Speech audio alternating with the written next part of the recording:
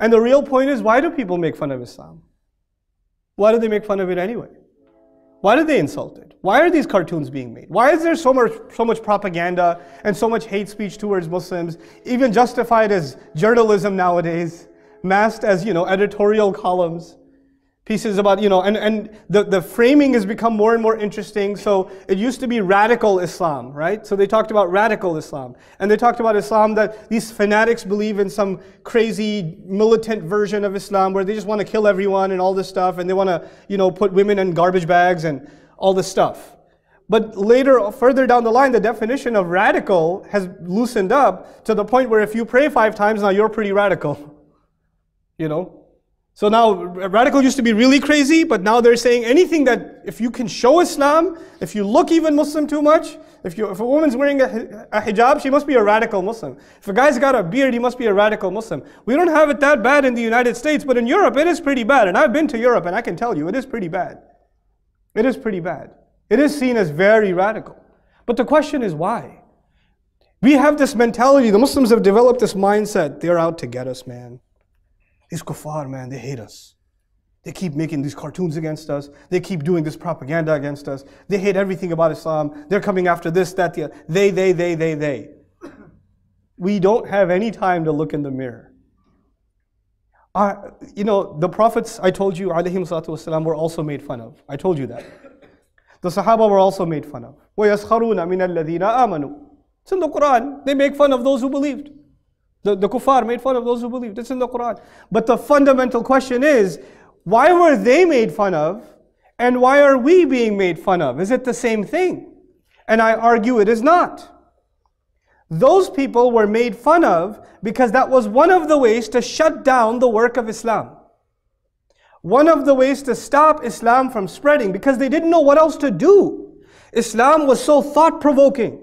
Islam was so eye-opening. Islam called for justice. It questioned injustices happening in that society. And people were gravitating, young people, old people were gravitating towards Islam. And they didn't know how to stop it. So they came out with the tactic of calling the messenger a liar, and that didn't work. Alayhi salatu wassalam.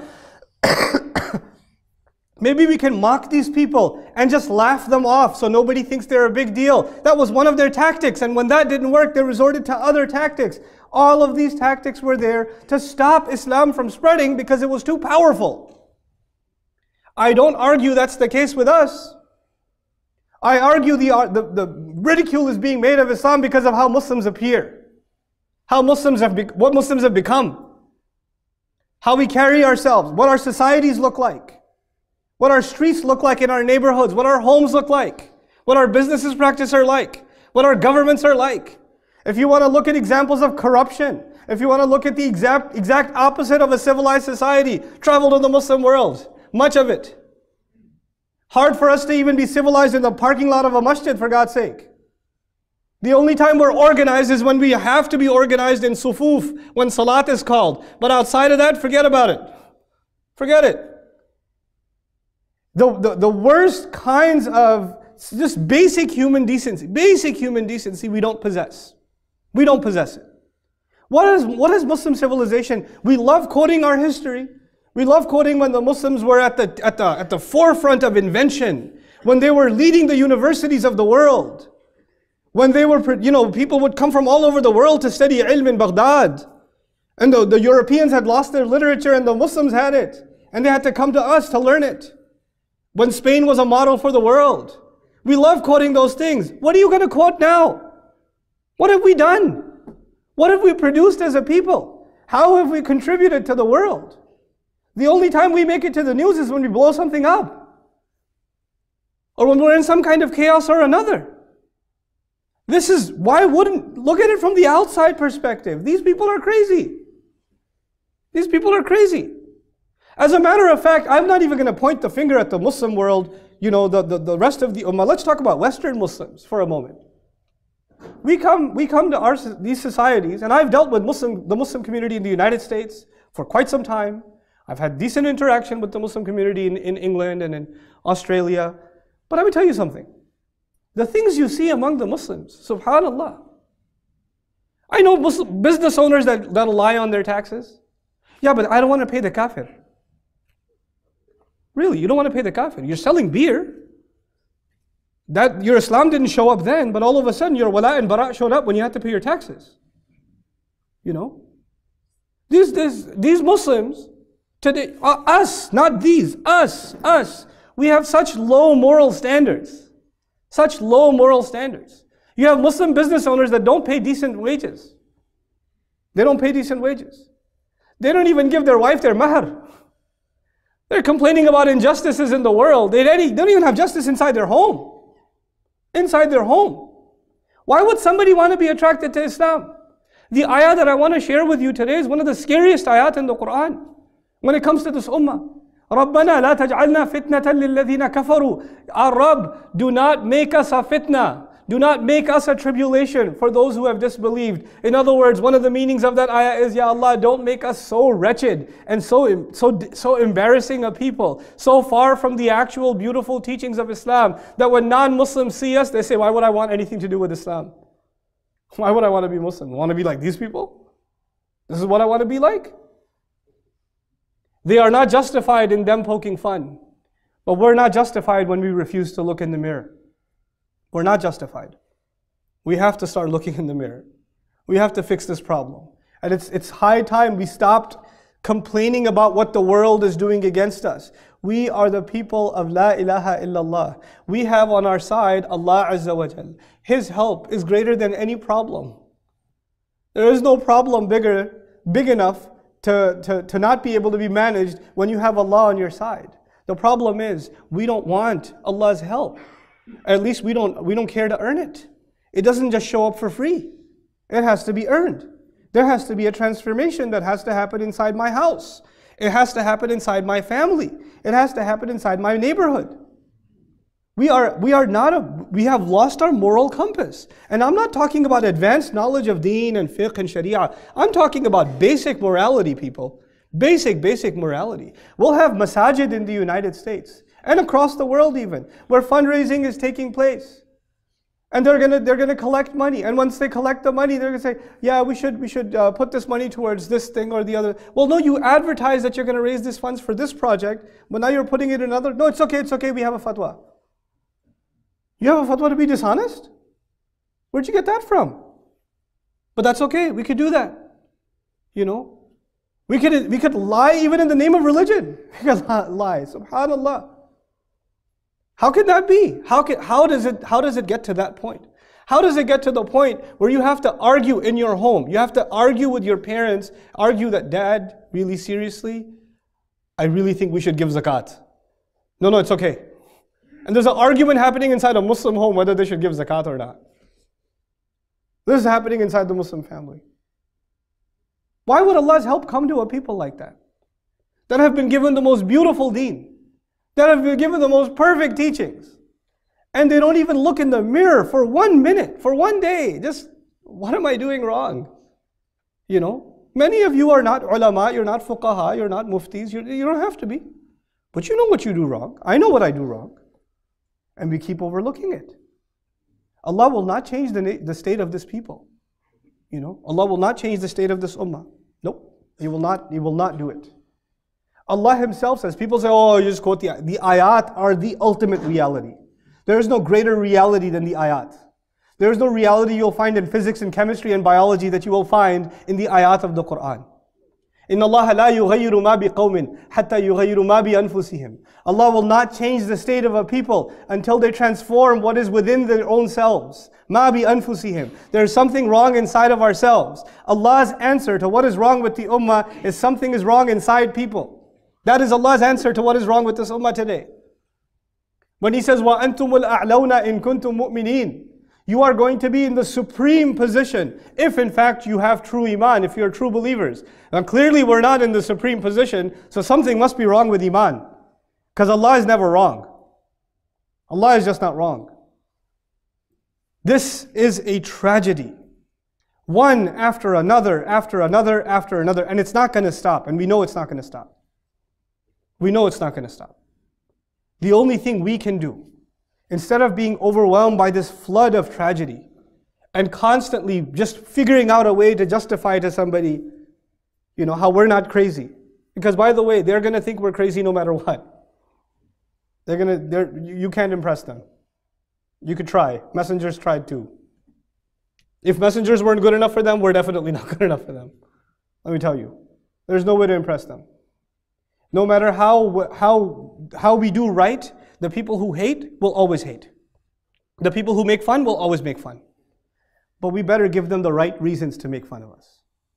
The right reasons are we stand by Islam. We are the people of reason. We are the people of intelligence. We are the people. The greatest threat of Islam was not its force.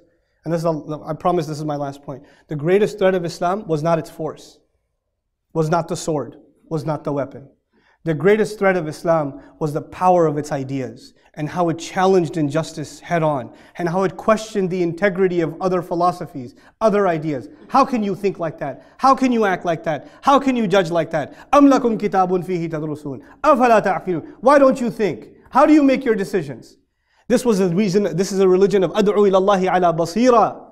I call to Allah with eyes open, a religion of thought. We are no longer a thoughtful people. So Islam is no longer, what we think the threat of Islam in the West, the threat of Islam is its militancy. The militancy is nothing. This is nothing. The real threat to the Quraysh were rattled, not at Badr, but back in Makkah. They were shaken up. Just by the ayat, the word of Allah was enough. It was enough to take a tradition that was there for thousands of years and it was rattled just by a few words of Allah. Just by a few words. Something's happened. We're not connected with that word anymore. You know, when somebody wants to win an argument, when two people have an argument, and you don't have a response, then you get angry. And you start yelling. And when you start yelling, it is proof that you lost. When you in an argument start yelling, it is proof that you lost because you don't have a reasonable answer left. And it frustrated you, so you got angry. And when two people have an argument and you lost and you hit the other, that is also proof that you lost. Because you could not defeat him with words, so you figured you could try to defeat him with your hand. This is actually indication that you're not strong enough in what you have to say. My argument to you is, our deen, Allah has given us words. There are no stronger words. There is no stronger message. We don't have to resort to anything else. And when we do, it is as though we are admitting that this isn't strong enough. But it is. We're not strong enough because we're not connected to this word enough. And we have to be the people that produce the most intellectual responses. The most reasonable responses. The ones that challenge the immorality of the world in the most profound and thought-provoking way. We're the ones that are supposed to engage in the most deep conversation with the agnost, with the atheist, with the Christian, with all of them. With all of them. Their accusation against religion, you know what it is? It's been there for centuries in Europe now and now all over the world. Religious people are closed-minded. Religious people are fanatical. Religious people are intolerant. Religious people cannot take criticism. Religious people are not open to conversation. So if you get rid of religion, you'll have an open-minded society where people can think for themselves. This is their accusation. And you know what? It holds true for the Christendom that had invaded Europe for centuries. It was true. But the Islam that Allah gave His Messenger sallallahu alaihi wasallam is the exact opposite of that. It is the religion that encourages dialogue. Hatu burhanakum in kuntum sadiqeen. Bring your evidences. Why don't you give me all of your criticisms against the Quran? I would invite you to bring all of your criticisms. How is a book asking people not just to have faith, but to please collect all of your criticisms and bring them? This is what you call open-mindedness. The book is calling to open-mindedness. We're the ones that are closed-minded. We're the ones. And we have to empower this ummah again by opening up our minds, by opening up this book and thinking the way it wants us to think. To show that religion is not a way to close the mind and close the eyes and close the hearts. It is the way to open the mind and to engage in dialogue and to bring civilization to humanity. They think the solution is when you get rid of religion. And we're saying the solution is when you bring the true religion. Yes, false religion will bring oppression. False religion will bring oppression. But when you bring the deen of Allah, it's a thing of beauty. If we don't show them that, who will? That's why Allah put you and me on this earth. To be members of this ummah is an honor. It's not a small thing.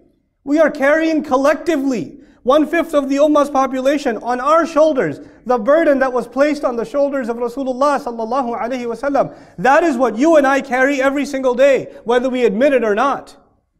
And when we don't do something about that burden, and we don't show humanity what it is, we're in trouble. Not just with the authorities or with the media, we're in trouble with Allah.